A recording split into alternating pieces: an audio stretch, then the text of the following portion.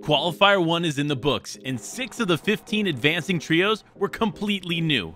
Let's break down some team changes and returning trios starting in EU.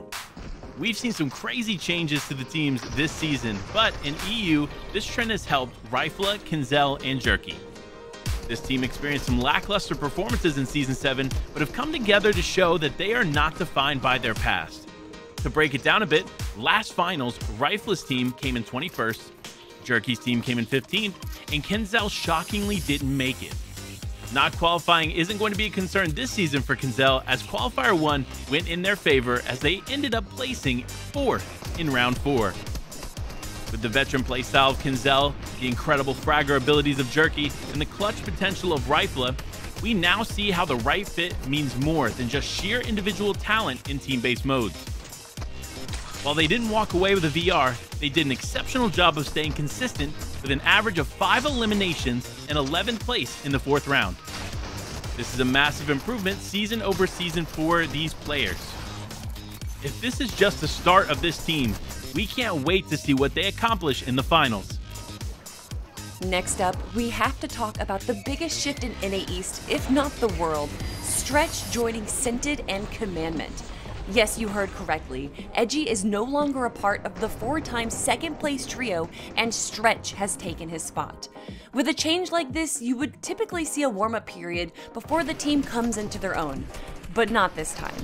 As a first showcase of the ability of this trio, we saw them absolutely dominate from the low ground, grabbing an incredible 13 elimination VR in Game 1. After 6 games, they would walk away with an average of 5.5 eliminations and never placed below 8th. There was even a moment in Game 5 where high ground was open, Stretch marks the opportunity, and instead they dropped to the low ground. This just goes to show how comfortable they are in working from that area, and they ended the day in the #1 spot. With Stretch adapting to the Scented and Commandment playstyle, this could be the first season where they can walk away with the champion pickaxe. So we've talked about some success stories with new teams, but we have to finish it off by talking about the most consistent trio on the planet, Arkham, Rex, and Epic Whale. The 4 times trio FNCS champs decided to disband to play out Qualifier 1 as they felt confident in their abilities. It's now being the 2nd season in a row that they've done this. To no surprise, they showed up from Game 1 as they took the first 2 victory royales of the 4th round. Since they've been so dominant as a team for so long, they can claim any POI that they want, and over the last few seasons have chosen Believer Beach. If you end up watching a match from their POV where you can hear them making callouts, you'll be surprised at the calm and cohesive nature in the way that they talk to each other. Despite experiencing these tense situations in game, they remain focused and ultimately come on top because they've stuck together season after season and are comfortable with each other's playstyles and how to adapt to any lobby that they're in. Whereas you may hear other teams just screaming, being very loud, and not having a calm, cool, and collected way of communicating.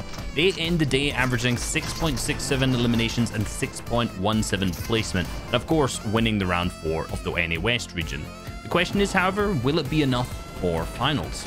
With this season having a ton of newly formed trios finding success in Qualifier 1, the question is, will this trend continue until the finals, or will a more long-lasting team show the region why sticking together just works?